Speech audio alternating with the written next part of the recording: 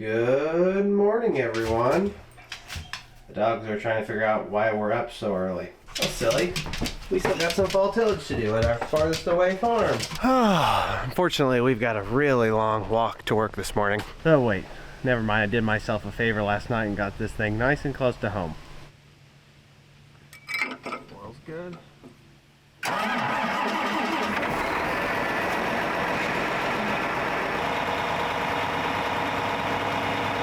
Tires look good on everything. It's about 3:30 in the morning. We're ready to hit the road so we get an early start and hopefully an early finish on this farm that's about an hour and a half, 2 hours away. Bye, dogs.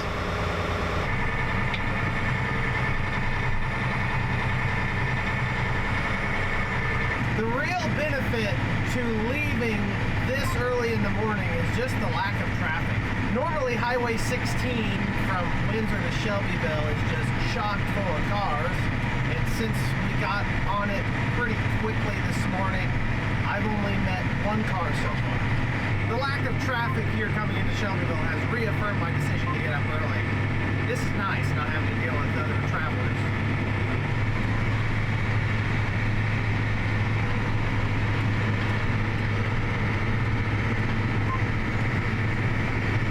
So far, so good.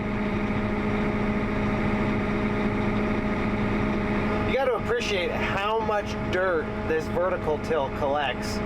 There's got to be a good acre worth of soil on top of the frame.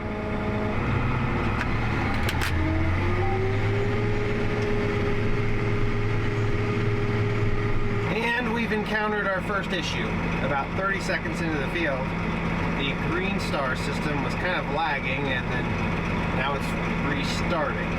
If there was important data on this system, I would not do this while trying to restart, but I'm just going to cycle the power to the tractor. Seems like the logical second step. Usually it shuts off. It appears to be frozen. Unplug it.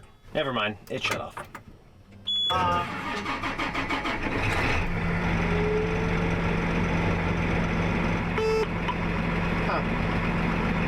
It's early in the morning, I guess I understand.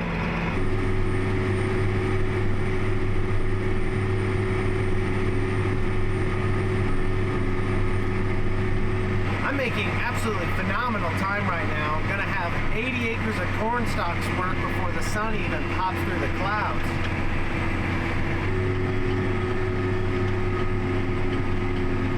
I know some of you watching the video pay fairly close attention to what we're doing. You may be asking yourself, why am I working corn stalks over at Tower Hill when all we harvested over here was soybeans in these two fields?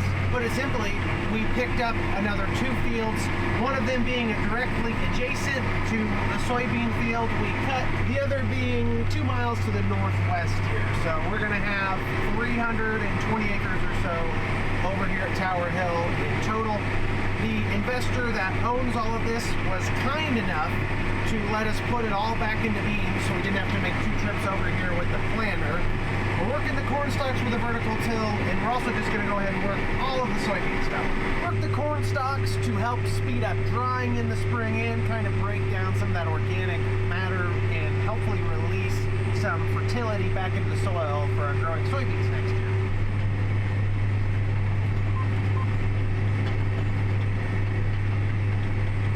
Soybean stubble normally works up pretty nicely. Because I'm only going 3 to 3.5 inches in the ground, barely scratching the top, I can really fly going anywhere from 13 to 15 mile an hour. That's eating acres even with this 30-foot vertical till. More often than not, we don't do any kind of tillage on our soybean stubble, or we typically don't do so. The reason we're prioritizing some tillage on the stubble here is because we're doing continuous beans. We want to kind of expedite the degradation process and hopefully reduce some of that yield drag you see with continuous cropping. Whether it be corn on corn or soybeans on soybeans, usually the second crop or the second year in a row you grow it, they just don't yield as well. Either it's nutrient tie-up in the similar crop residue, or it could be that there's disease present in the material in the ground. I really don't know. It's just a very common occurrence. Tillage typically helps at least a little bit, enough to justify the trouble.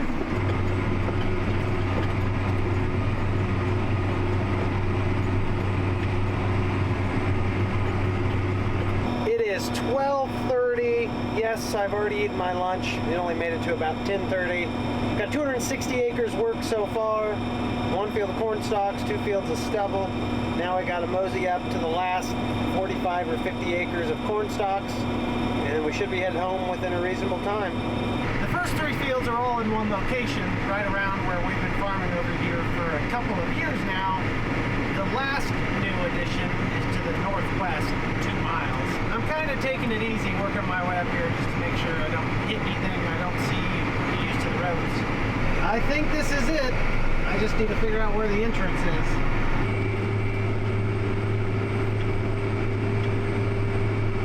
Tillage is all wrapped up over here in western Shelby County. Headed back east. Whew, that is a long drive. It's almost better when you don't have to go there and come back in the same day. Huh.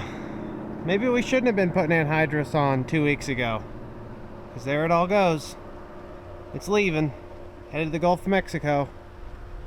No, I'm just kidding. That's just a fog. Looks pretty cool though. It's wrapped around in a perfect little pocket here because it gets thick once you go back to the west. I told my wife that I would help finance the chickens, but I would not do anything with them, and here I am. Be free!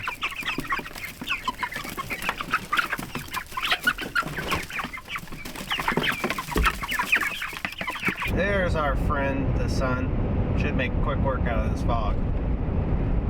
You never know what you're gonna see in Etna. That's interesting. I did the math. We worked roughly 330 acres yesterday over in Tower Hill, plus 70 miles of road travel to get there.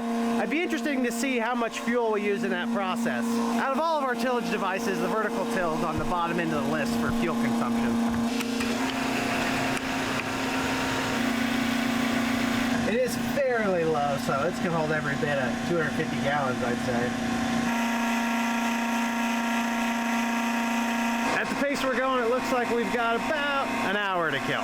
Unfortunately, I'm not going to be able to give you a good answer to that question because it says I used 370 gallons. This tractor only holds 350, and it was still at least 20 or 25% from the bottom. This first tank ran out of diesel fuel and the back one wasn't on, so it started pumping air, and it registers air up there. So I'd say we used probably 250 gallons if I was guessing roughly. Maybe a little bit more than that, and that puts us at about 0.75 gallons per acre. If you include the road travel or exclude the road travel, depending on how you want to look at it, that's about 0.6 gallons per acre, which is pretty good for the VT. Fast forward another day, I've done 220 acres of recreational tillage, again on some soybean stubble. I'm just kidding, there is a goal here. This farm is lined up for that surface shaping program. I actually brought the vertical till here during soybean harvest. We got started, and then one thing led to another, and the schedule changed on the shaping, so we kind of abandoned it for a short amount of time. It's back on the docket for this week, so I'm hitting it with the vertical till, chopping up the residue, loosening up the soil so we can get this shaped up. I've pretty much come to the conclusion that if we're going to keep farming these fields that are 15, 20, 40 miles away from home, that we're going to have to buy a fuel trailer for next season. It's just inevitable. We can't keep asking the fuel man to bring us fuel, although he probably would because they give us that good a service, and all of their customers really were not anything special. So I think Katie and I will probably be looking into fuel trailers for next spring, or at least next fall, because fall's where we use the majority of our fuel. It's kind of painful from a cash flow standpoint. You use more fuel in the 2 months of harvest and tillage than you do in the other 10 months of the year, including planting and harvest, because everything that time of year is relatively fuel efficient. Speaking of headaches, I need a tillage tool that's already been power washed and put away in the back corner of the shed, thanks to Dad. So good thing he's on vacation right now. Cat's away, the mice are gonna play. I need to do some more deep tillage. Unfortunately, it's going to involve moving at least 3 pieces of equipment and then the disc ripper to get to the inline ripper in the back corner of the shed. Although it has been washed off, the inline ripper is the simplest thing we have here, meaning it has the least amount of frame and components, ultimately meaning that it's not very hard to power wash, so I can just do that again when I'm done.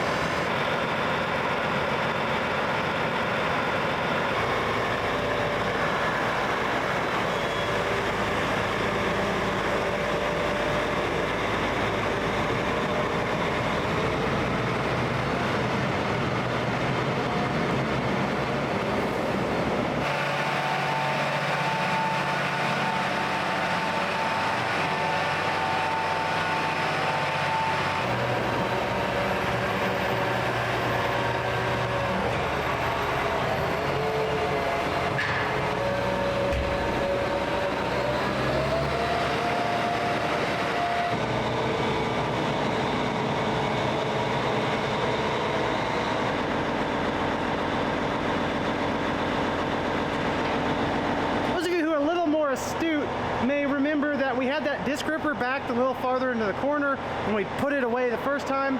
Well, our neighbors, Bill and Stan Uphoff, the Uphoff brothers, wanted to borrow it because they didn't have a tool of that discipline or of that type, because they needed to level out a field that was a little bit rough, and that disc ripper moves a lot of soil. In typical Uphoff fashion, they asked to borrow it literally the day after we power washed it and put it away. Long story short, they borrowed it, power washed it, did a better job than we ever would, put it back there. They weren't comfortable with how far back we had it in the corner, and here we are. We're getting the Blue Jet out to do some inline ripping.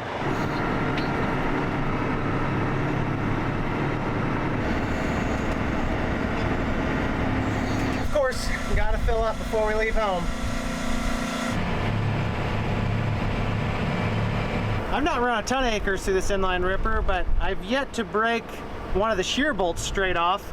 And these are auto reset spring-loaded deals, so if you hit something hard enough to break that, you got something pretty good.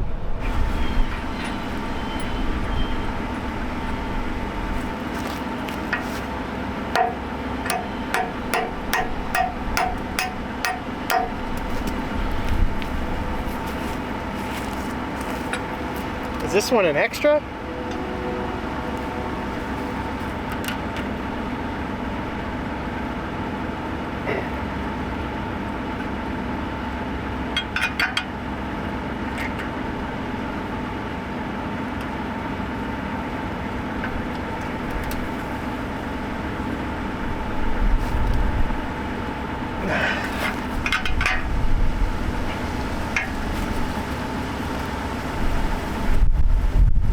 Never mind, I don't have the tools, so call Chris.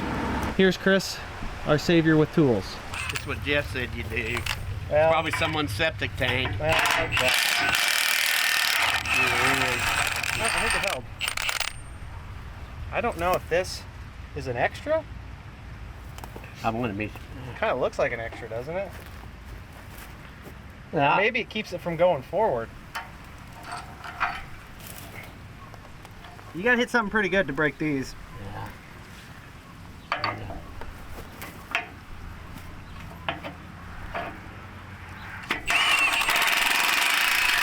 Let's just see if this will run, and I may have to go get a bowl. Or give me the old nut. Well, that's the whole thing right there. Yeah, okay.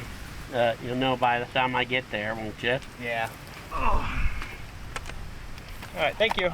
Regardless if that bolt was doing something important elsewhere, it did fix the primary issue. All 9 shanks are exactly where they're supposed to be, in the ground. Okay, one last farm for today. If you look closely, this farm had that same land shaping program down on it that we participated in last fall on that big farm southeast of Lerna. You just tell the ground's been kind of scraped off a little bit, relocated. It's only a 47-acre farm, and I don't think they had to make any crazy cuts out here, so it wasn't major, but it should have a major effect on the yield monitor, hopefully next year, if not 2 years from now, by the time the ground mellows up. That's also partially why we're here. We've brought the mellowing assistance tool to help mellow the ground out by ripping the heck out of it. For the most part, this ground is pretty loose. I think it's the areas where he did a lot of cutting with the scraper, where the ground has been undisturbed for a very long time to deep tillage, is where it's pulling hard. And I'm just pulling up some absolute slabs in those areas. Using every single horse this tractor has under the hood, that's for sure. That project is done. Excited to see how it turns out next year. Oh geez, forgot how much stuff was parked outside here. I think Jeff washed off the VT tool and the 9460R, so it's ready to be put away, I think. It was definitely a good day to do some washing. Highs today were in the 70s. It almost feels like summer still, if not early fall. Supposed to cool back off next week. Temperamental temperature here in Illinois this time of year. Hopefully at some point it gets cold and maybe we get some snow or rain to start filling this ground back up with water. I had an interesting request this morning. My Uncle Jeff asked me to run the inline ripper as deep as possible on his garden here just west of the fuel tank, and I am obliged to listen to him because he is kind of the boss here, or partially the boss. Although the inline ripper is probably a tad bit overkill for a garden, we've got it, why not do it?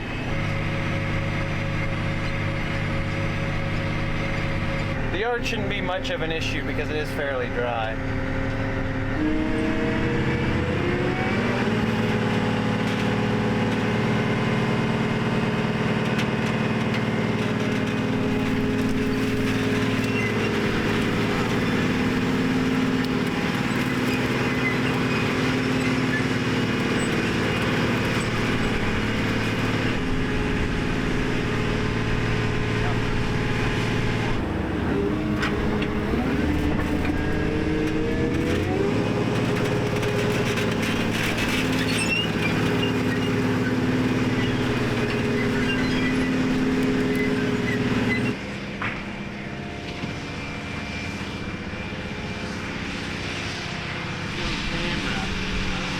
We're back up at this newish farm north of Mattoon for the gazillionth time this year to work on some stuff that we personally think needs fixed, which is a long list, it seems like. There's tile holes that need fixed, trees in spots where we don't want them, and then some no trespassing posts by the bridge that we need to cross that just kind of in the way. So we're gonna try to fix that. While I was out working dirt all week, Jeff spent a day up here mowing around the pond, the set aside, the waterways, and this actually looks pretty nice up this way.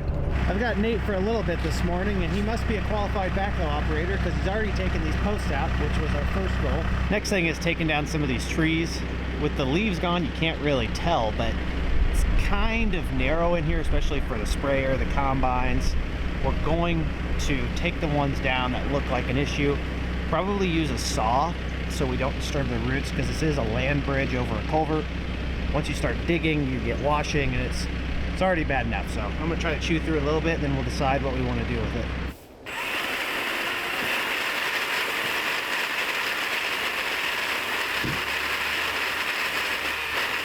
Yeah, that looks a lot better. Trees are no longer going to be an issue. Now it'll just come down to whether or not the land bridge is wide enough for our equipment. The other problem was that our entrance to the northeast side of this field is a very narrow culvert, old, just not made for modern equipment. So this is a state highway here, and Dad or Katie, one of the two, talked to the DOT about getting a new culvert in there, and I think that's in the works, which could alleviate any need to even really take big equipment across there. We'll see what happens. Now we gotta go fix some tile holes. The first project was over there to the east. Now we are moving to this waterway to fix a very evident tile hole. This project's taken a surprising amount of time. Dug it up. There was an old clay 8-inch running this direction crossways, and then there was a newer plastic running that way. Looks like when they trenched in or plowed in the plastic, they just went right through the clay, either messed up the grade or a piece of clay was under the new plastic. So over time, that settlement underneath will just rub a hole in the plastic and pull it apart eventually, which is what happened. We hooked an 8-inch into the clay, moved it to the 6-inch plastic over here, and then kind of teed in the good plastic, although we didn't have a tee, so it's a kind of a shoddy job. I don't know, I'm not in charge here. Chris made all the decisions. I was just the legwork, so if it doesn't hold here, we'll blame Chris. Yep. And then I guess we also just capped the old clay, although the clay was in good shape. It's just standard practice, in my opinion, to hook into the newest tile as long as it's good. And plastic looked great other than the break right there. Clay was clean, but just didn't seem worth fixing. I just capped it right here. You can see a little bit of the plastic I put in there. Should be good to go, or we'll be back out here fixing again. That's the fun of these projects. Finally concluding a long few days backhoeing. Pulling trees, fixing tile holes, pulling more trees, rinse, wash, repeat. Very exciting stuff. Oh, we started this week off by getting all this stuff out. It's only fitting that we at least put it in before the weekend. There's been a few mistakes made that have complicated storing our increasingly large lineup of equipment. First and foremost, we didn't build the shed big enough. It was plenty big when we built it, and then we bought some stuff and added things we didn't have initially, and then starting to feel kind of cramped. The second mistake, and the one that is actually pertinent to the discussion, is that we didn't unhook the DB60 far enough over next to the corn planter. There's about a foot in there. We could have moved it over, which would have opened up a foot more over here. That looks like a lot of space, but a lot of our tillage implements, and tractors specifically, are about as wide as the post to the outside of the closing wheels on the planter, which makes things a little bit tight. The best fit for that back corner is the Inline Ripper. The issue with that is that we still have one more farm that the owner's doing the land shaping on, and I think he'll want us to run the Inline Ripper, meaning I don't want to put the Inline Ripper in the back corner. So I may just leave everything hooked on for now and just pull something in and then pull something else in. That way we don't have to hook and unhook to move it. It's ready to go.